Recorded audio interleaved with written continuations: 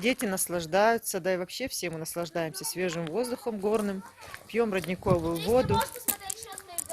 Честно говоря, всем желаю такого карантина. Вместо изоляции в четырех стенах – изоляция в горах. Для семейства Базоркиных это прогулки на свежем горном воздухе и завораживающая природа, поднимающая настроение. Ой, как жалко наступать на них.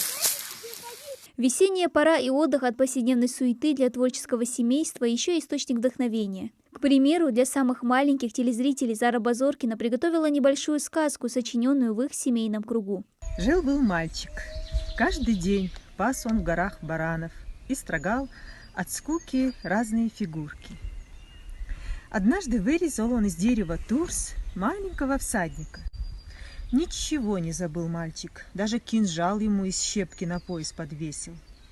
Затем поставил джигита на камень, а сам задремал. Велосипедные прогулки, обед, организация досуга. Базоркины призывают и всех жителей не пренебрегать мерами безопасности. Советуем всем соблюдать все необходимые меры предосторожности, так как ситуация на самом деле очень неспокойная по всему миру. Мне кажется, очень глупо люди, которые недооценивают и не верят во все, что происходит сейчас. Мне кажется, это очень неосмотрительно с их стороны. И давайте будем разумными и потерпим какое-то время. Это во благо нашего здоровья.